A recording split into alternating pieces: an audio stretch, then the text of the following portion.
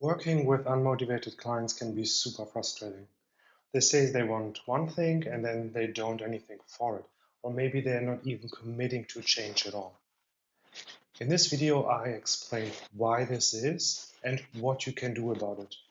The goal is that you have specific practical tools to coach the unmotivated client. If you want more videos like this around motivational interviewing and coaching difficult clients, make sure that you subscribe. So let's take a closer look at the unmotivated client. Motivation is the process that drives change or drives goal-oriented behaviors. That would mean an unmotivated client lies on the floor and breathes because there's no point in doing anything else. They have no goal. They wouldn't potentially even breathe because breathing has the goal of keeping the body alive. So unmotivated clients, truly unmotivated clients would lie somewhere and die. Most clients don't do that. So we have to look a little bit closer at what it actually means, unmotivated. If your client is able to afford your coaching or afford any type of guidance, then they are probably in a way motivated, want to see you and also to keep their jobs, make money, maybe even keep their family healthy. So they are motivated, but very often not yet to make changes to their nutrition or to their fitness.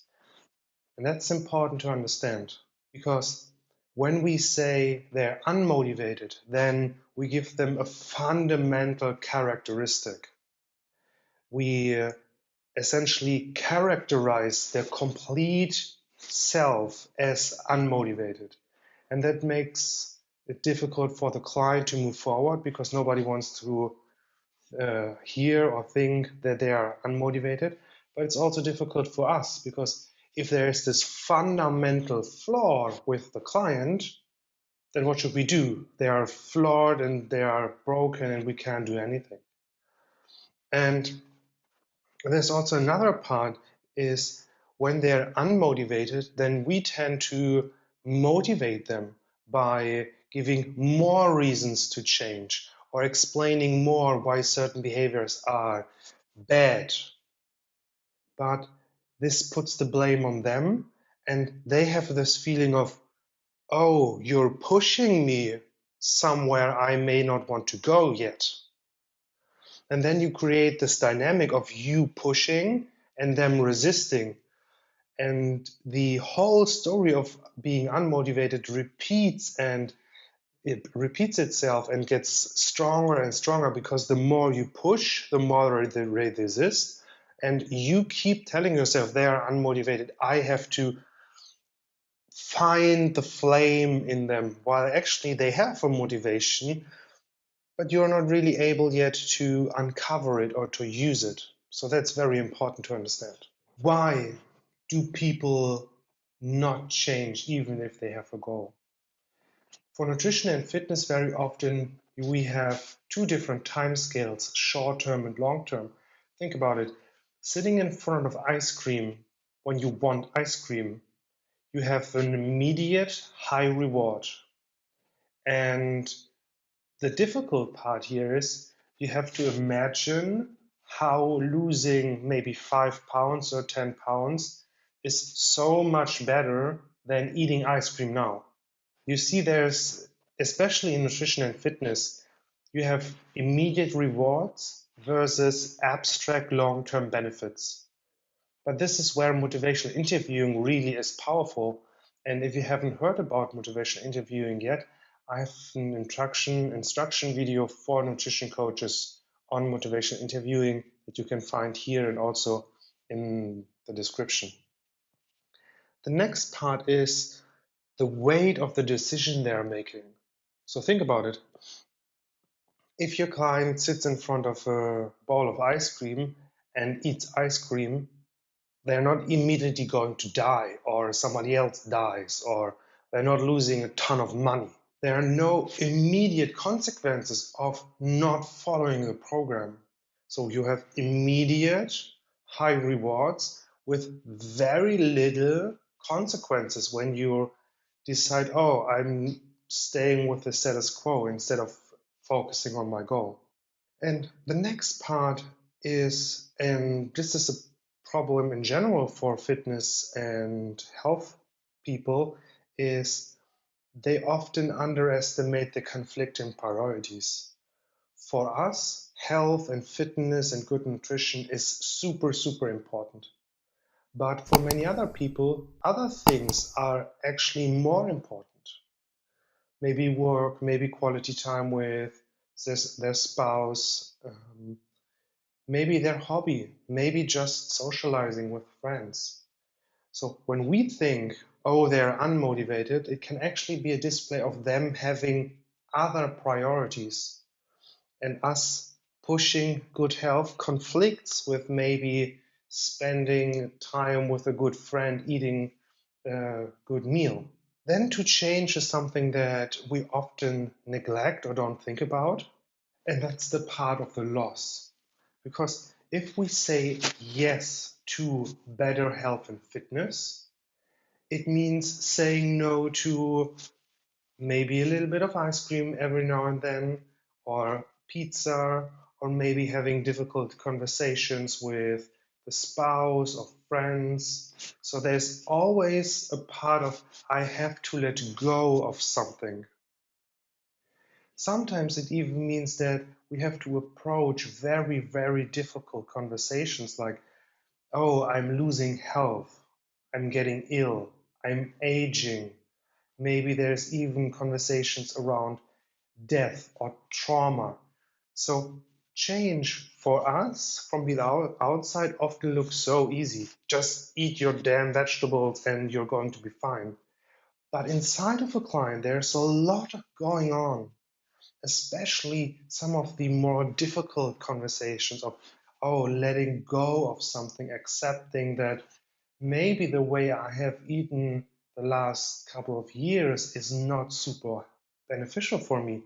And that's on me. That's my responsibility. And the last part is change is broader than behavior, especially if you have a client that isn't really open to change yet.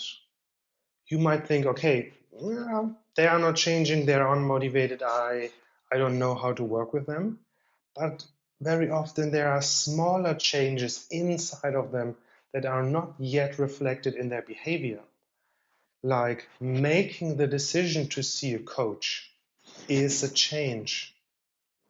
Making the resolution to eat better with the next year is a change. So I challenge you to think about change broader than I'm eating more lean protein every day. So if we consider all these factors, it becomes easier to understand why a client is unmotivated. So I want you to understand that we have to make a mental shift here. When we look closer, clients are not unmotivated, because that would mean they would lie on the floor and breathe or die. They have motivations and they always get what they want. But sometimes what they want and what they want are in conflict. Short-term versus long-term benefits, the weight of the decision, conflicting values and priorities, not approaching difficult topics. These are all things that clients often want to avoid. So how can we look at motivation in a different way? And I want to challenge you to look at unmotivated, of not ready to make a move or not make a move consistently, as ambivalence. So unmotivation is unresolved ambivalence. And ambivalence is essentially the part where you want something and you want also another thing. Like you want ice cream and you want to lose weight. You want to spend quality time with your partner with ice cream on the couch, and you want to look good and want to train in the gym. This is ambivalence, where the client hasn't decided yet what is it that they actually want. So how can we look at this process of unmotivated over time? We can think about it as stages of change. We start with not ready. This is the part where somebody says, oh, maybe you should lose weight. And you say, no, I'm fine, I'm feeling good, I don't need to work on my health, I don't need to work on my fitness. This is no. And when you get a client like this, it's often because their spouse sends them, or their parents sends them, or their doctor said, oh, your medical situation is really getting worse, go see a professional. And in this stage, your goal is to just raise doubts about the current situation. How is the current situation maybe not serving them really well? And we go into details in the next few slides. From not ready is getting ready. Think about it as this: I'm thinking about changing something. This is often where clients come to us. They say, oh, I want to lose weight, but they haven't really done anything yet. And in this stage, you're really exploring their ambivalence. Oh, you want to lose weight, but you haven't done it. Why? What's holding you back? What is good about change? What is maybe bad about change? From there, the next step is ready. The client commits to changing something. And this can be very, very small or very, very big. But the important part is we're moving from thinking about change to doing something differently. And the last part is sticking to it, because changing something one time and changing something multiple times or consistently are still two different things. So you can look at a client and see, yeah, where are they maybe? Are they not ready? Are they getting ready? Are they ready? Have they already made changes? And a nice way to get an idea, especially early on when you maybe meet a client for the first time, is ask them on a scale from 1 to 10, how much do you want to change? If you get low numbers, you're probably with someone who is not ready yet. If you get maybe numbers in the middle, they are getting ready. And if you get high numbers, then you have somebody who maybe has already changed something. Maybe not consistently, but they have maybe eaten a salad more often or went to the gym a couple of times. So this is a very easy way of immediately assessing, oh, where along this spectrum is my client? Think about how much they care about their goal. So if you have a client that says, oh, I may be a 2. If you have a client that says maybe I'm a 1 or 2 on the spectrum, and you care so much about their goal that you're maybe an 8 or 9, then you're pushing for something that they are not ready. So they dig their heels into the ground and stop. And this is what we call resistance in motivational interviewing. And I've made a complete video on working with resistance. What happens when your client actively digs their heel into the ground and prevents change from happening? So I want you to understand, if they care on the 2 or 3 on the spectrum, then you care at most a 2. Better you care 1. Because whenever you try to push your client towards something, they will resist. And resistance is the biggest predictor of no change. And this is where us coaches, when we are so passionate and when we want to help so much, actually lead to less progress. In a way, you have to think about it, oh, coach doesn't want me to change, so I'm going to change. Coach allows me to stay where I am, and that opens up for me the opportunity to change. This is critically important because so many people, so many passionate coaches do this wrong. So, what can you do when you have a client that is not ready yet? You can talk about the disadvantages of their current situation. So, what is the current situation costing them? How does their weight maybe concern? How is their drinking habits making their life more difficult? So you bring up all the doubts and all the questions they maybe have. And on the other hand, you create a brighter future of, okay, what would it look like if you improve your health over the next 5 years? How can reducing or losing weight make your life different? Other parts that are important and but coaches often neglect is explore their goal. Do they have a goal? And if they don't have a goal, how can you expect them to be motivated? They have nothing to go. Why should they be motivated? And also, if they have no goal or if the goal is not exciting, there are no positive emotions that push them forward. Imagine you have a goal that you're not excited about. Why? What is the motivation to go there? The motivation would be, oh, this is an exciting goal. I want to move towards it. And every time I make a small step, I feel good about myself. So exploring, do they have a goal and can you create an exciting goal for them or with them? And the other part is a deeper purpose. Why is this goal important? How is it part of a bigger life or maybe changing bigger things in their life? Because understanding how this goal has a purpose is super important because it is the necessity for the readiness for change.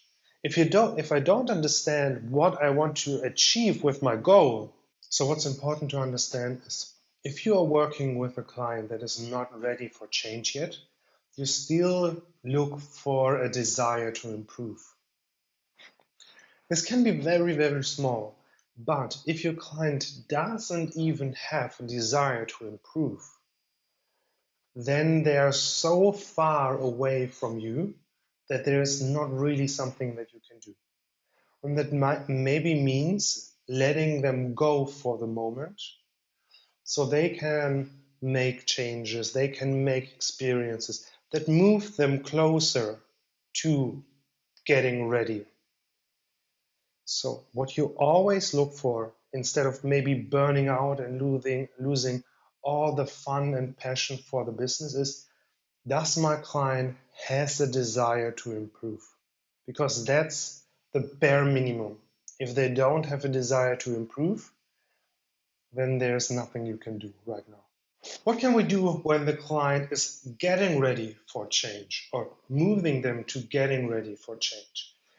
This is the part where you can resolve and explore the ambivalence. And I think about it, oh, I have ambivalence, so let's put tension on it to understand what's going on, what are the tensions. And here the goal is really to explore what is bad about changing. So, what is bad about changing? What do you have to give up?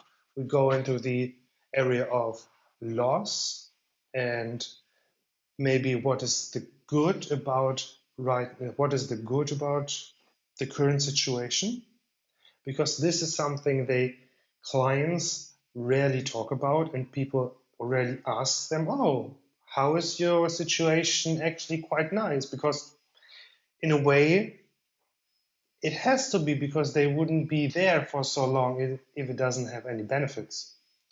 And the next part is, what are the upsides? What could you gain from changing?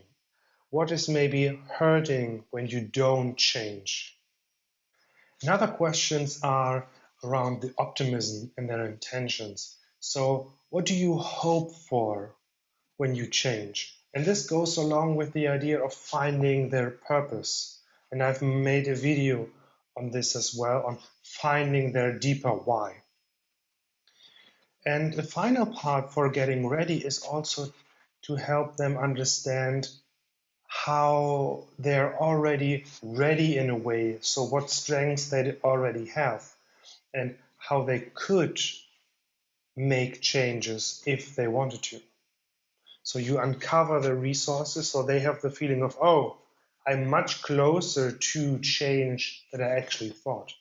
And a critical part in this process of weighing the pros and cons is listening, recognizing, and reflecting change talk. Change talk is essentially everything that your client says that favors change. And the critical part is that you pick up their change talk because that's their motivation, that are their reasons for change, and you reflect them back. Because in these exchanges where they mention their reasons to change and you give them back to them, in this way you're building their commitment. And in this way you're building them, you're working with them through the stages from not ready, but expressing some doubts, to getting ready and expressing their reasons and the benefits of change, to the next part of being ready. When they're ready, you can very nicely move from exploring the pros and cons to planning with a summary. You essentially make a little basket and put all the reasons into the basket so they see, oh, these are all the reasons why I want to change. And then you hit them with a question like, so what's your next step? What are you going to do? How could making this a reality look like? And the important part is we give the ownership to the client. They think about it, how to make changes, because it means it's not us pushing them to change, and instead they are exploring change with their own pace. So the collaboration on this is very important. And then the final part is make it realistic. Because clients often have the idea of changes, that if they are making changes, they have to be big. They cannot be just one small thing. For some reason, people don't think that way, that small changes are something that you should do. So help them uncover what is the one tiny small thing that they could change. And a confidence ruler, similar to, a confidence ruler like, oh, on a scale from 1 to 10, how confident are you that you can do that? Is a great way to understand, yeah, they're confident enough. Because we look for a 9 out of 10 on the confidence ruler. So they're at least 90% sure that they can make this change.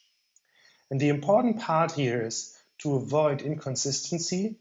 They have to be confident that they can do that 90% of the time, even on their worst days. Even when they slept late, their car broke, the boss screams, the dog pooped on the floor, and a bowl of olive oil shattered in the kitchen. Even on those days, they can make this small change. Because this allows them to actually move forward consistently.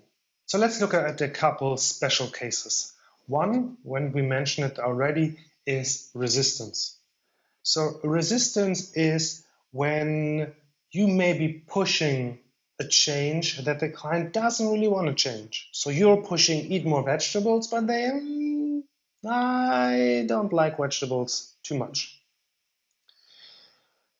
Another part is excuses. So they explain to you all the time why they cannot change something.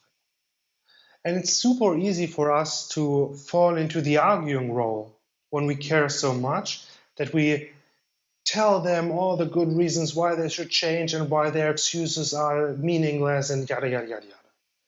But this comes back to then resistance. Oh, you think my excuses aren't valid? Oh, I feel a disconnection here. So instead, be curious, be compassionate, understand that change sometimes is difficult, and then develop discrepancies. So you said you want to do that, you did that. What happened in between? Where between I want to do this and you're not doing it. What happened in this moment? Explore that with them and you will learn so much. The next part is inconsistency. And this is really crucial, so let me reiterate that. They need to be 90% confident that they can do this task even on their worst day. Because if you have a great day, if you have a weekend, you can commit to almost anything.